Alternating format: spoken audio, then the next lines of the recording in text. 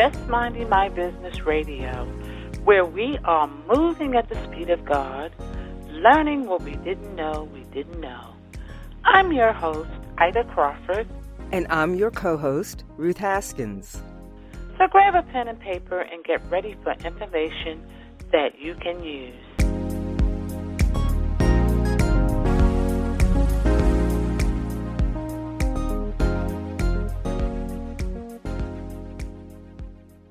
Welcome to Just Minding My Business Media. We hope your day has been one of pleasure in your accomplishments and progress in your goals in both your personal and business life. Today, we have coming to the mic Carleeka Basnight-Menendez, who is an international speaker and award-winning life coach. She is the creator of the f-itmethod, the A.V.E. or A.V.E., and Menopause and Mimosas. She empowers new and inspiring Christian female entrepreneurs to gain exposure to increase their income and impact. Carleeka offers coaching programs and consulting to guide clients on their journey. She knows when you change your perspective, you will change your life. Welcome, Carleeka, and forgive my flubs and fluffs. But welcome, welcome, welcome. Yes, welcome. Thank you so much. I know, that's a mouthful. I'm glad I wasn't saying it. Look, I normally tell people, I'm like, yes, because when I'm doing my lives or anything, I'm like, yes, hey guys, it's Carleeka Katrina Basnight-Menendez. And I say, yes, all of that. And I tell them that because I'm like, if you thought listening to it was long, I write it. And I write it all the time. Oh, wow. Yes, that's a lot of letters. Whole alphabet almost. Yes. But anyway, thank you so much for being here. And you've got so much going on. Mm-hmm. So much going on. I don't even know where to begin. So I'm going to let you just flow. Hey, I love it. I love it. So thank you, ladies, number one, for the opportunity to even share with your audience. Just anytime we have an opportunity to share our stories and meet new, I love connecting with people. Look, I love it. And I think that's one piece sometimes that a lot of people forget about, even in the online space, that, hey, you still need to connect so that you can build a relationship and eventually form partnerships. So thank you all so much. Yes, thank you. Mm-hmm. Yes. So tell us about all of your endeavors. I can't say them, so you're going to have to say them. So let's see. A little bit about me. I am, of course, I'm a mom of 3. I'm a wife, and outside of all of those hats that so many women, we all wear all these different hats, right? So as far as business-wise, I still work full-time as a histotechnologist. So I study tissue and diseases at night. So I go to work, you all, the craziest hours ever, 1 a.m. Yes, you heard me right, 1 a.m. Oh, my. 1 a.m. till about 7:30, 8 o'clock in the morning. And then I get off and I do what I really love to do. And that's coaching my clients. I love, love, love it. And that's taking them from a place of being sick, silent, and stuck. And so I was sick, I was silent, and I was stuck. And so when I say I was sick, this is coming from a place of having an eating disorder starting in the 10th grade. I was anorexic. And so I would weigh myself 10, 15 times out the day. But it was more so, once we peel back the layers, it was more so of having control, a part of me that I could have control over. I lived in a structured home, not abusive or anything like that. It was just very structured. And we was in church, y'all. So structured household in a Christian home. And so I felt I needed that part of my life I could control. No one could tell me how much I could eat. No one could tell me how much I could weigh. The only thing is, even at 80 pounds, all I saw was a fat girl. Uh-huh. I looked in the mirror and I saw a fat girl. And so that mental part of it, and back then, you all, I'm 40 years old. I'll be 40 in December. Back then, the stigma was Black girls didn't do that. That was a white girl thing. Mm-hmm. So who was I going to tell? So when I say I was sick and I was suffering in silence, because we didn't know a lot about it. You know, you saw some things on Lifetime and different things here and there, but it was a secret. So I was literally suffering in silence, but in my head. So when we would fast in church, look, they wasn't doing nothing talking about don't eat. I was like, y'all struggling with the food part? That ain't nothing. That was almost my license. Like, this is the will of God. This was God ordained for me not to have no food. So I hated food, but I knew I had to eat it some just to survive. But it got to a point in my life where I had to make a decision. Do you want to live? And do you want to die? And so that's the sick portion. And so many times, all of us have an addiction to something. It could be anything. It could be sweets. It could be, you know, I often tell people I wasn't addicted to sex, alcohol, drugs, or whatever else you may be. I said I was addicted to losing weight. I had a fear of being fat. And so that's sick. Then being silent. Once again, I was a church girl, PK kid. So I was silent because I had this open personality and it didn't fit in people's mode. They labeled me, oh, she's fast. Oh, she's mannish. And I'm like, well, what does all that mean? Keep in mind, this is at like 14, 15. What do you mean I'm fast? So then I started just to shrink and please people. Okay, this is what they want to hear. I'm blessed and highly favored. I'm going to give it to you. If you want me to say this, I'm going to give it to you. So I didn't have that opportunity to just express, because things that I would express, oh, I don't trust church people or something. I would say that because I was hurt, but then I was wrong. And I'm like, well, I'm telling you how I feel. Okay, so if they don't want to know how I feel, let me be quiet. Let me just be quiet. So then once I got pregnant, out of wedlock, in church, whoa. Not one time, y'all. Not 2 times. We did it Father, Son, and the Holy Ghost 3 times. And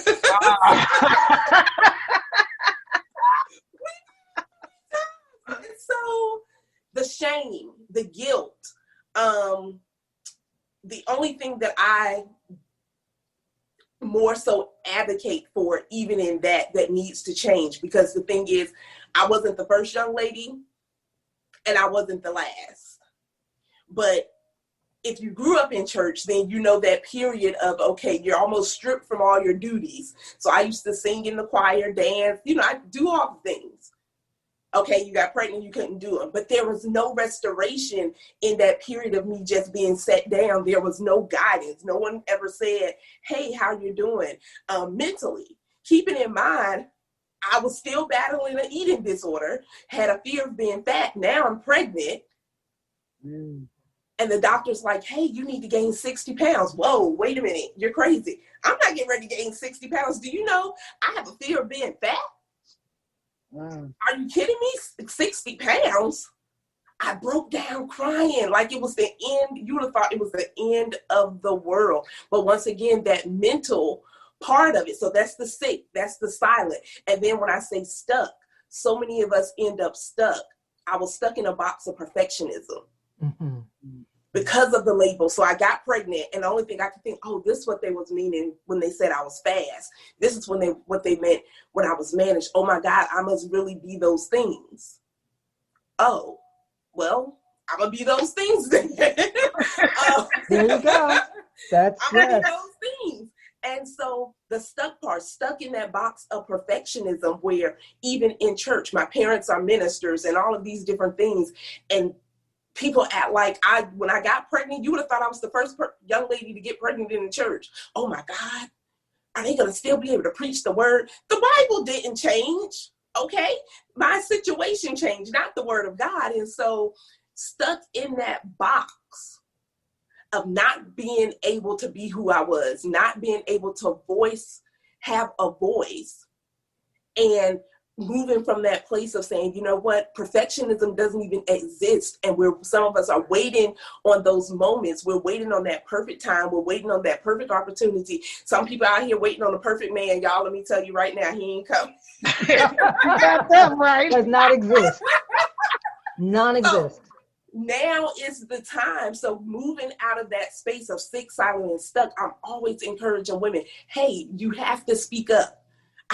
Don't be silent, because too many times we've been so silent, even with the things that happen in our childhood. So that's why I talk about having my kids out of wedlock. That's why I talk about, even being in the church, because there are so many aspects that even with that need to be discussed. It's the topics that are not being talked about. It's the things that are being kept swept under the rug, that is like, these are the things that are literally killing people slowly. I was killing myself slowly. Who sits and weighs themselves 10, 15 times out the day and willing to vomit X amount of times out the day, and you feel accomplished? Yeah. This is a big topic. Again, this is one of the ones I'm telling you, our listeners, there's some of them who are sitting up and saying, oh, she's telling my story. Yes. Yes. Oh my goodness. Wow. And anorexia is a real disease. Oh, it really is real. Because I've heard some young ladies, they were skinny as a rat, talking about they fat. And I'd be like, girl, let me show you my done lap. I can show you fat. But it's literally, it's that mental. Yeah. It's like people, so then move from there. I had a hysterectomy due to endometriosis. This is another topic that's not discussed enough, even more so, even in the African-American community. I just thought about the other day, why aren't we having these discussions? Because this is real life, the mental behind the hysterectomy. Oh, yes. I mean, you think about that journey. Okay, the doctors, they're going to tell you some symptoms. They're going to tell you they really tell you surface level stuff. And they give you and they give you pamphlets. They don't tell you when the things start happening, you have no guidance. You have no support. You can't even articulate what's going on. So I remember having my first hot flash. Y'all, I thought I was in hell or something. I'm so serious. I radiated from the sole of my feet to literally the crown of my head. And I was just like, what is going on? But who could I call? Because I don't recall in my household, my mom or anyone talking about menopause. We didn't have those discussions. We didn't have those open discussions about those things. Why? Number one, we trying to figure out and make sure we have enough money to keep the lights on. Right. We wasn't discussing, let's discuss your credit. Let's discuss saving. Look, no, let's discuss how we're going to pay these bills for this month. Right. Yep. You're right about that. Right. So even when I was battling the eating disorder, I distinctly remember my dad standing in the kitchen. My sister, who has always been observant, and of course she's an attorney, right? Go figure.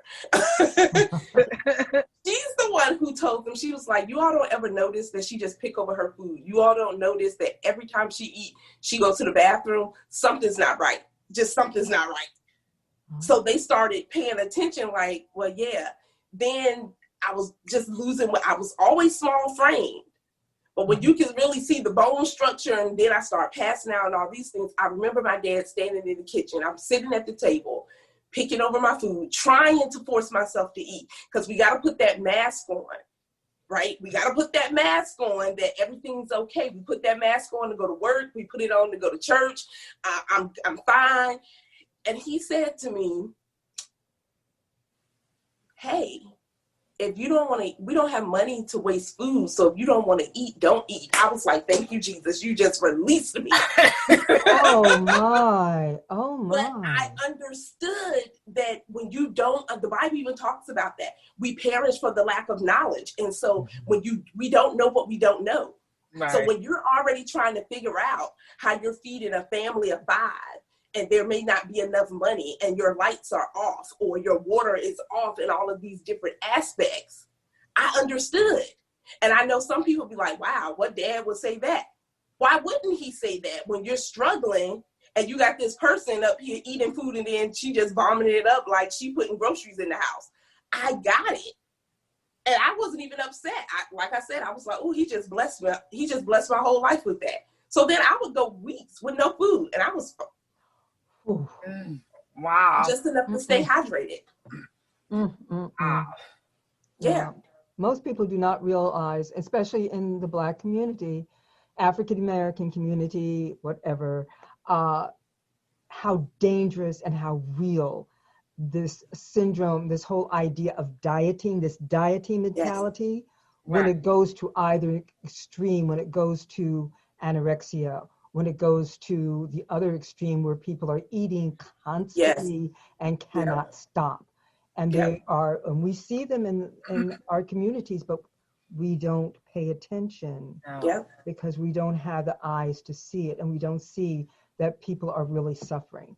You know, food addiction is very, very real. Yes, it is. At either extreme or in somewhere in between, whatever that may look like. And then but at either end, you know, there are people who literally, once they start eating certain foods, they cannot stop eating.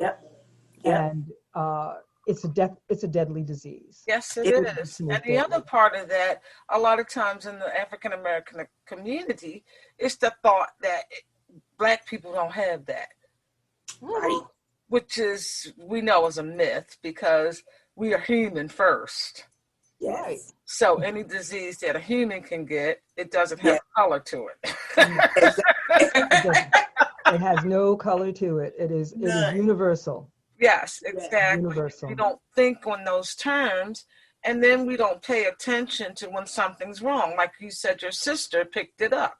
She didn't know what was wrong, but she knew something was wrong. Yep. And I think that even goes back to, once again, paying attention. And some things end up being missed because we put on those covers. So even think about going to church and different things. As many people, as often as I was at church, I mean, people would say, oh my God, you need to eat a hamburger. And in my head, I'm like, you need not to eat a hamburger. Like, yes, that's true. Because you're so on this defense. I remember coming back from a vacation and a lady, and that's why I say we have to watch them, but we have to be careful of what comes out of our mouth too, because you never know the place mentally that someone's in at that moment. And so I remember coming back from a vacation as a young lady, and she was like, oh my God, girl, you looking good. You done even picked up a couple of pounds. What did she say that for? Oh, I remember literally running straight out the church to the car and breaking down.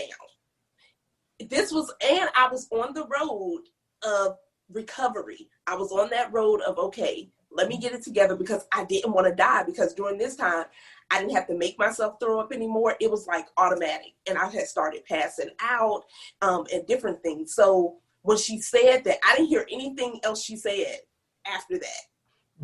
All I heard was, you look like you gained a couple of pounds, straight out the door to the car, and literally bawling, crying.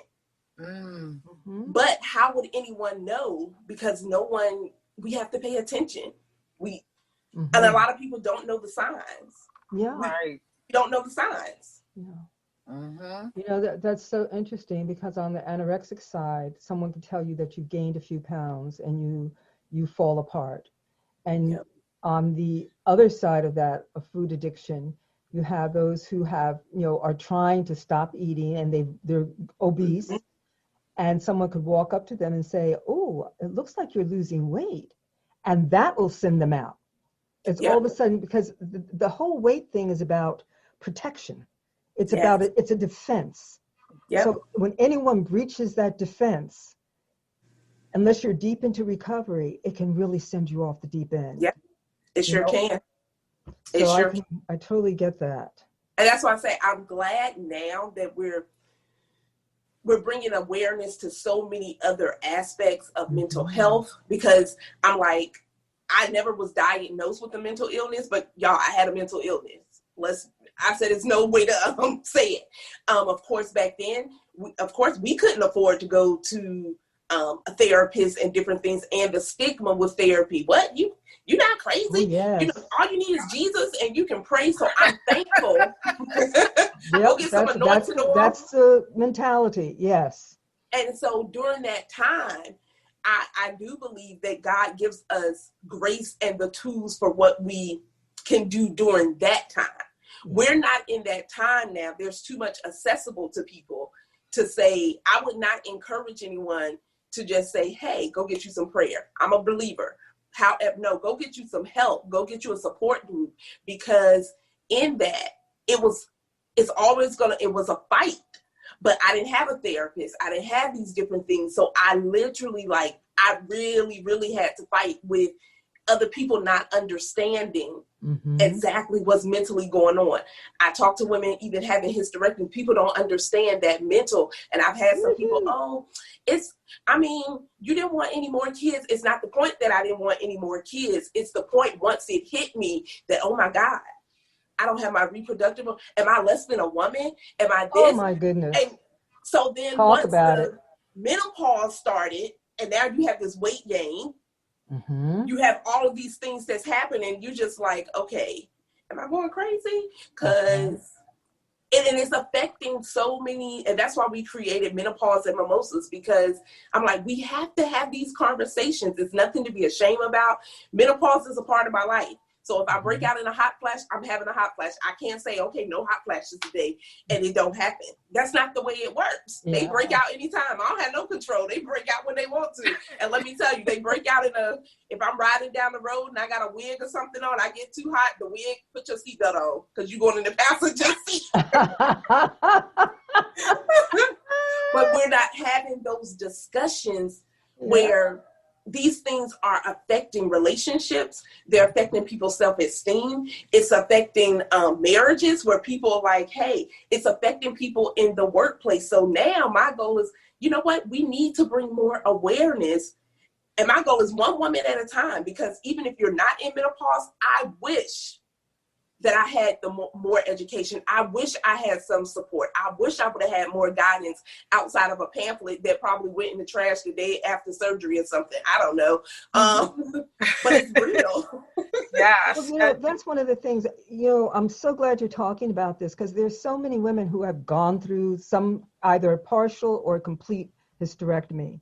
And you're right. They do not tell you what you need to know. Like, maybe 2 weeks after, well, first of all, the fact that you're going to question yourself, am I less than a woman? Your whole self-esteem goes in the toilet. And they don't tell you that you're going to have those moments when those hot flashes hit, when your body just does strange things, that you are going to actually act like a crazy woman. And like I said, I got a story, but I'll tell you about that one afterwards, because this is your time. But and you're so unprepared for it. You're unprepared, and I can only imagine what it's like for a husband to have to deal with this. You say, whoa, whoa. Even my kids be like, whoa. But, and that's the thing. I had got to a place where, but I don't just want to deal with this. I need to manage it. Yes. And so I started paying attention more and more. Okay, is this a trigger? Is this? Because my husband would be like, okay, where's the door? She in one of her moments. And even then, I really couldn't even explain it, because like you said, everything, I started off mainly just with the hot flashes.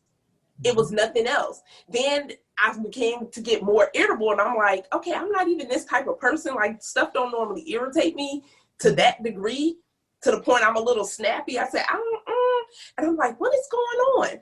Then one episode that we had, and I'm so transparent, it might be too much information, but I mean, this gonna bless somebody out there. That's what we do. We have conversations. It's like we're at the kitchen table. Go for it.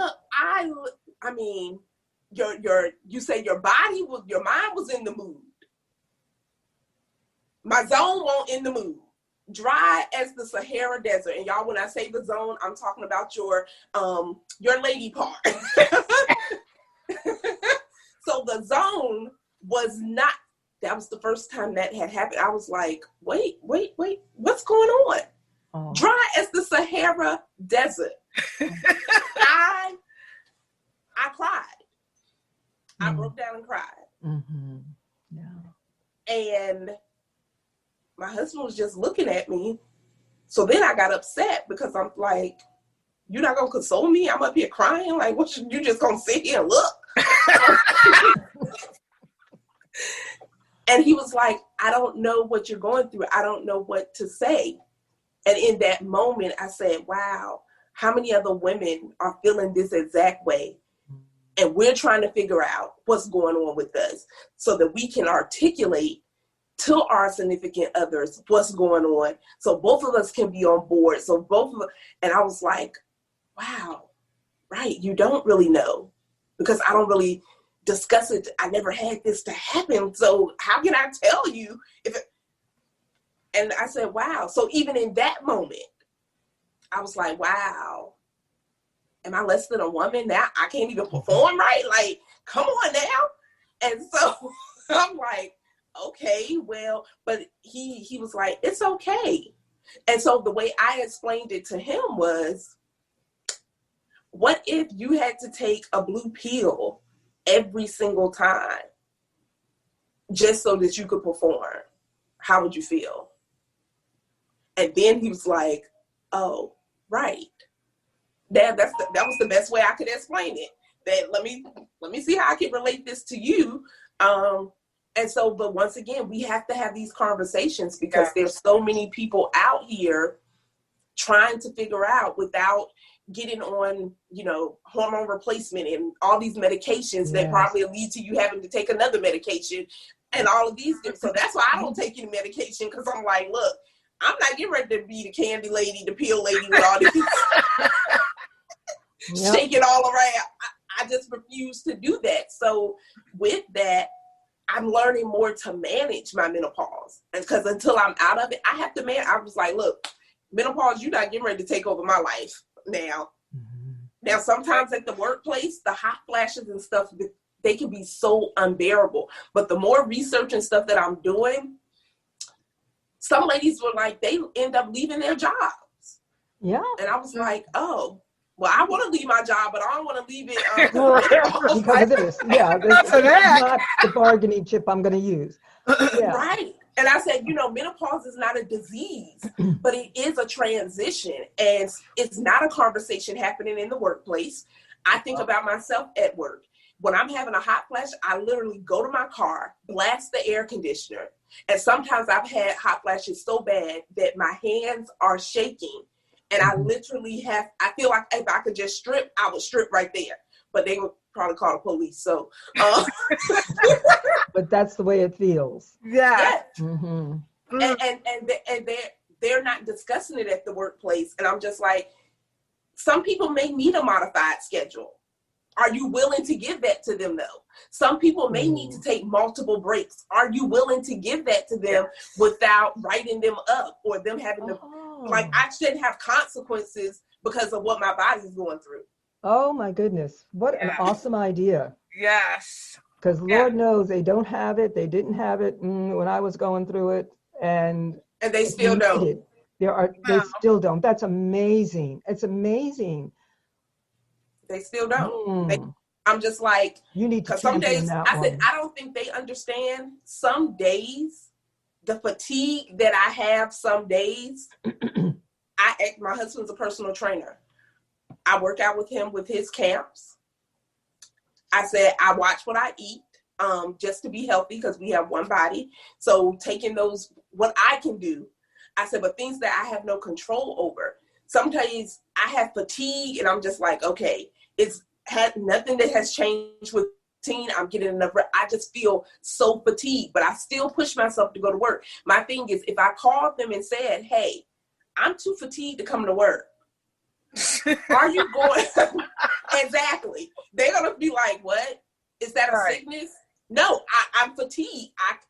I feel that weak that I'm literally pushing myself. They won't understand. So I'm just but why wouldn't you understand? Mm-hmm. Why wouldn't you understand? Or why should I have to feel like I'm going to be reprimanded because of what I'm going through? Most of them don't want to give you a modified schedule and all of these different things. You don't understand people mental, because some days I even had some of them tell me at work, I just leave her alone sometimes because she just no, it's best that you leave me alone at this moment and let me be in my bubble. Let me be in my box because I'm helping y'all out. You don't realize how I'm helping y'all out for me to be quiet. Trust me. Because some nights I can feel, it's almost like I can feel the irritability, and I'm just like, all right, I put my headphones on, I got to listen to the word, I listen to worship, and this is for 8 hours. They be like, what do you be listening to? Everything to keep me sane while I'm here. Everything next, all right, TD Jakes next, Sarah Jakes, all right, this person next. I said, but I'm finding ways to keep my own self just calm, in my own zen, in my own, but I'm like, but what if I had to call out?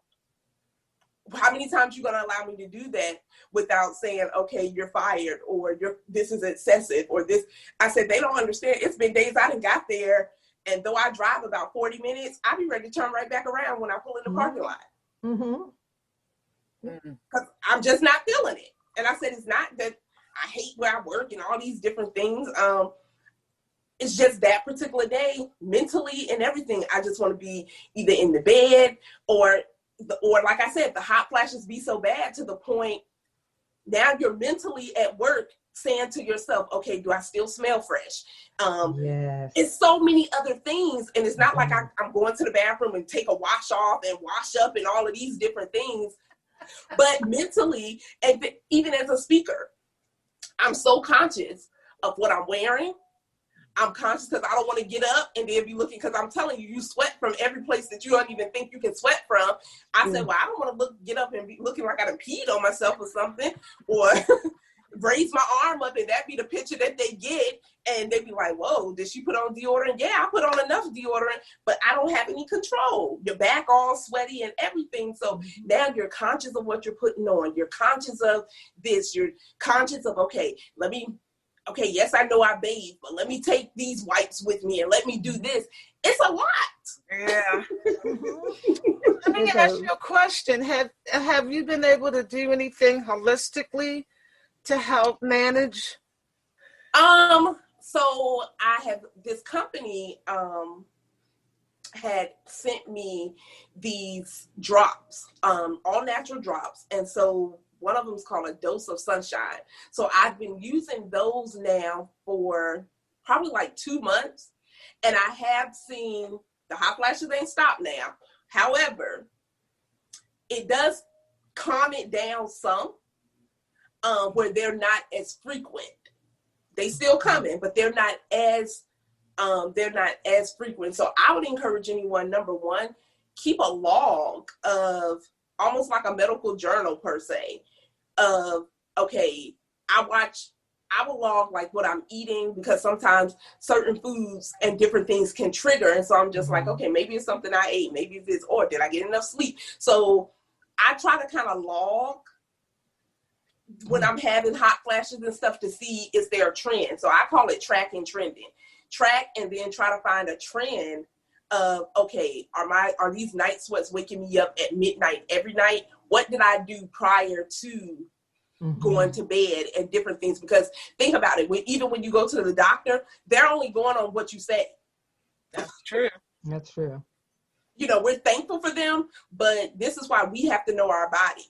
We have to know our body. I know my body very well. So even when I had the hysterectomy, and I'm just, look, I ain't the one for surgeries, right? Me and surgery, we don't go well. We just don't go well. After the hysterectomy, it was supposed to be like stay over a night. After the hysterectomy, I stayed in the hospital like 4 days.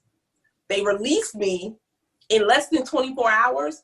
I was at home and I was like, telling my husband, I was like, something's not right. Like normally Percocet and all these drugs, I can take a half one and I'm going for like 14 hours. Out. I said, I done took a whole one. I done took 2. And the pain, I was in the floor. Went back. My sister-in-law, who's a nurse, she came over to the house and she was like, get her to the emergency room like right now. I was turning colors. Once I got there, they did their stuff. I had an abscess sitting right at the top where my cervix was that was getting ready to pop. I ended up in the hospital for like 2 whole weeks. I was developing pneumonia. I was throwing up blood. I was like, Jesus. Like, I really thought I was getting ready to check out of here. And this was after the hysterectomy. And I was just like, oh my God. So just once again, those mental aspects of leading up to these major surgeries, leading up to these because they're life altering, they're life changing. Mm-hmm. Yeah, they are. They are life changing. Whatever surgery someone get, quit giving out all these pamphlets and give us some support. There you go. Give us some support and tell us the truth. Tell people the truth. Right. It's going to be rough. You're going to have a rough surgery, and it's going to really take 2 weeks for you to recover. You know, stop giving the fairy tale version of, you know, you're going to be fine. After this, everything's going to be lovely. It doesn't always work that way. It doesn't. And I wish even during those times that they would think more of the mental, because I felt like with the more that I know now and through my own experiences, I'm like, wow, even though you had that consult afterwards and months afterwards, look, this should have been in the plan. Hey, I want you to see a therapist because just in case you're mental. But like I said, they scratched the surface, and they, like, even though my husband was saying, hey, she may have a decreased sex drive and this, that, and the third, and we looking like, oh, okay, but that didn't all happen at one time. This stuff has been gradual, and you're just like, and Google University becomes your best friend. Oh, okay. I'm telling you, I wish. Let me look this up. Let me get some vitamins. Let me do this.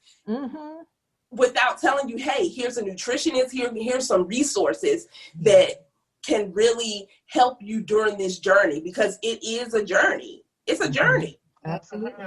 It's a journey back to your mental health, to beginning to accept yourself as a full human being. And for some people that never happens. It never happens. That's the issue that is really so pressing, is that some women go through these life-changing experiences and they never get to that point where they fully are able to re-embrace themselves, you know, as a woman. And it's just really sad. And it's because of the lack of information. You know, they don't get the information going in, and they don't get the information coming out. And you, like I said, you almost suffer in silence, because who can I talk to? Who else relates to me? You know, and we never really, and unfortunately, most times we don't even seek out because of shame or guilt, or we don't want to seem like we don't know. Look, whatever I don't know, look, I'm at the age now, I don't know it. Let me ask someone who do know it. Right. Because I don't have time to be sitting here wondering and figuring out and getting frustrated and beating myself up and getting mad at everyone else because they don't know and I don't know. No, let me ask. Yes, So, babe, so this is so hot, and you know we're gonna have to have you back. Yeah, because this is a deep one. Yes, it is, and women and men need to hear this. Yes, how do people get involved with your group? Because I know there's a lot of people that's gonna listen to this. I need that. So we started this year, Menopause and Mimosas. And so we do this virtual health summit. And when I say, I talk about menopause on my live videos and everything, because I would be sitting up there with my fan over here looking like a pastor with the water and the rain.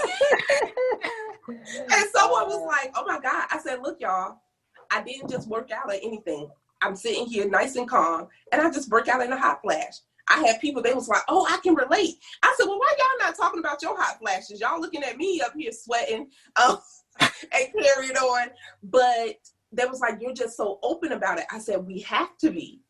I said, because we need to build a support group. We need to build a community that lets people know it's okay to discuss this. It's okay to let your employers know that, look, I am in transition of menopause. And if they don't understand, then they need to bring someone in, myself or somebody, to have, hey, let's talk about it, because this is inclusion.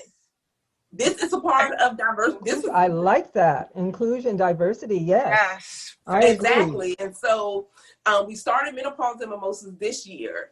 And y'all, I hadn't planned on, it was far from my mind. Like I said, I just talk about it. But then God was just like, yep, Menopause and Mimosas. I was like, huh? I was like, Jesus, who are you talking to?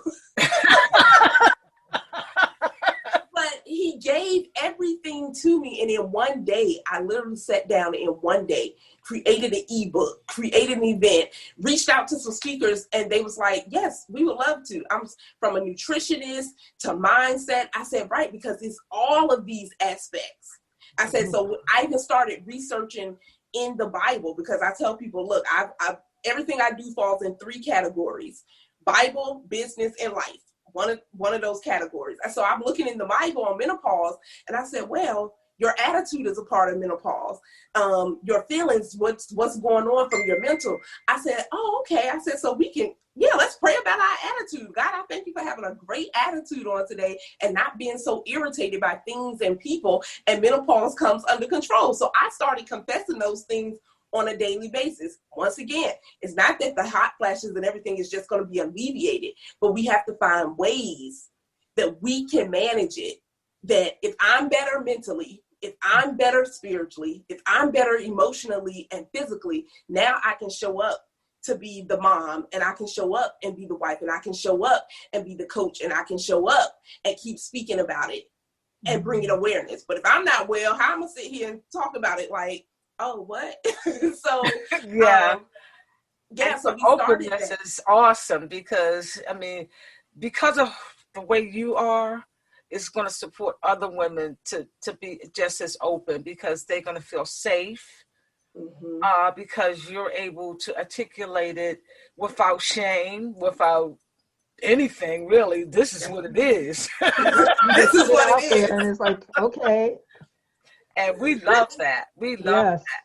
So, you have to come back, because this is a hot topic. We got to have part 1, part 2, part 3. Look, and that's why I just told, I had wrote in my journal, and I was like, okay, well, let me, so now I'm in the midst of, I said, I'm going to create a particular workshop to present to these workplaces, because I said menopause and the workplace. And then what I'm finding out in my research, it's not a lot of us. It's not a lot of us even in the field. It's not a lot of us having the discussion. A lot of women that I'm connecting with, y'all, they in the UK. Well, you have to look at the way you look at healthcare. Their vision of healthcare is so different from the United States. Yes. Very. And so they're having, when I say these over there, they're having the discussions. They're bringing so much awareness to it. And I'm just like, right, I want to see what you all are doing, how you all are presenting in the workplace. What do you all have going on? I said, because this is something, it has to be discussed. Yes, it does. It does. I can't wait to hear about your adventures. You're going to be going to England, France, someplace soon. Yes, and in person, or even if you have to do it over Zoom. But this is awesome that you have that vision of bringing up a topic that Lord knows there are women who will hear this, who are like in their 60s and 70s, who are going to be saying, oh my goodness, if only we had something like this. Because they were just miserable. They were miserable in their work. And they had no out.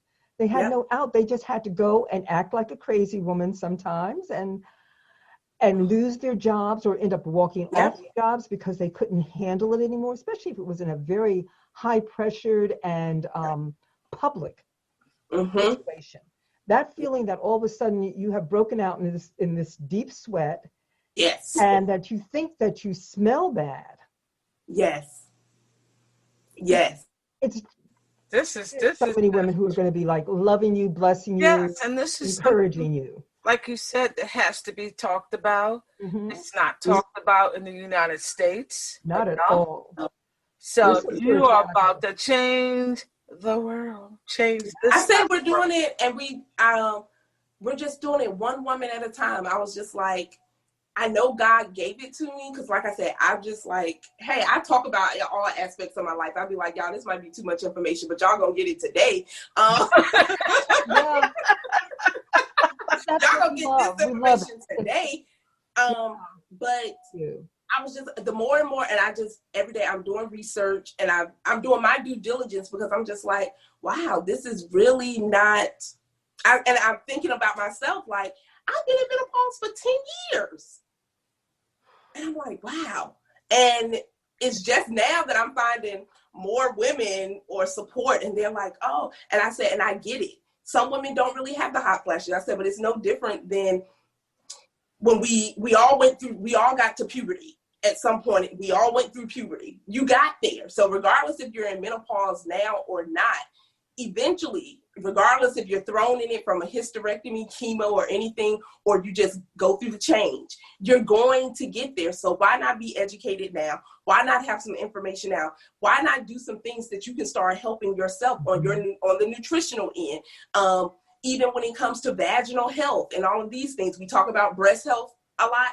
We have to talk about vaginal health as well. Like, that's still part of your body. So, and then letting women know you need to be aware of your body. Even when you're going to the doctor and different things, you're only giving them the symptoms. So you need to track and trend. You need to have your own notes. You need to be able to articulate to them what's really going on and let them know, hey, these are my mental thoughts as well, because you're not just going to turn me away after I paid this copay and don't give me some other resources. Don't just write me a prescription. Right, exactly. So again, how can people get in touch with you? Because this is needed. And I'm so glad you're here. Mm-hmm. Thank you. I'm enjoying myself with you ladies. I love it. I love having just conversations. A lot of times people get so, rigid and different things, and you just don't have authentic conversation. I love authentic conversation where it can lead anywhere, but it's relatable and it's going to help someone. So anyone looking to get in contact with me, they can go to carleeka.com or follow me on social media. Carleeka Basnight-Menendez is across the board for all my social media. It's just my name, y'all. All of that. Carleeka Basnight-Menendez. That's where we came in. And we'll make sure when we market this and put it out there, I'm going to have you verify the spelling and make sure I have every letter correctly. A to Z. Well, we are definitely enjoyed this. We're definitely going to have you back because you are just energized with some really good information. So we thank you so much. And oh my God, I don't even know what to say at this point because you have been a fireball. Hey, I will leave this with the audience. I would tell them what my mantra that I use every single day, whether it's, just for life period. And that would be definitely F-it. And you all, I'm a believer. So F-it is not what you may have thought it was. It stands for, it's 3 things, and we call it the F-it method.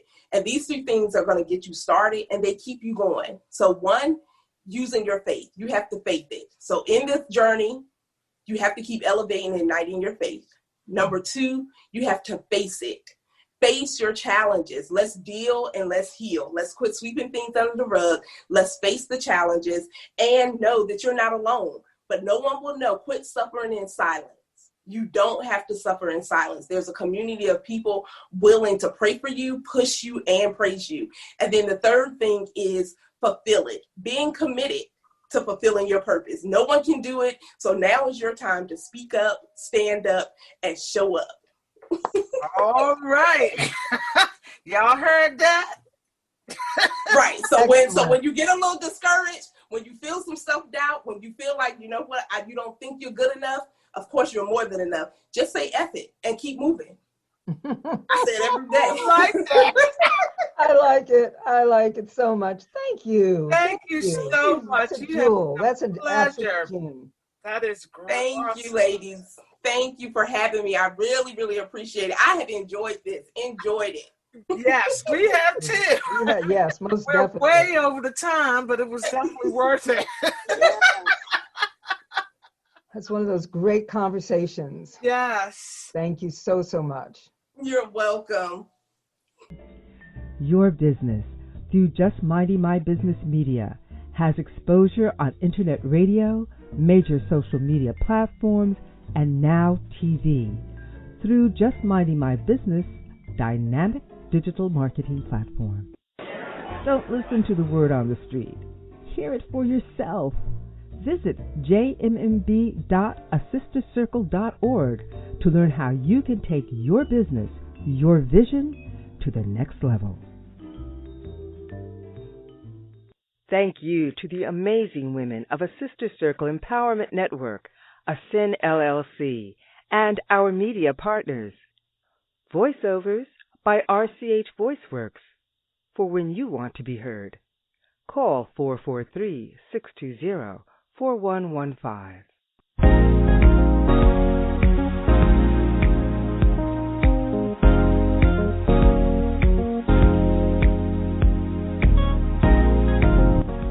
Thank you for tuning in to Just Minding My Business Radio. I'm your host, Ida Crawford. And I'm your co-host, Ruth Haskins. We hope you enjoy the show and appreciate you stopping by. Many blessings to you and yours.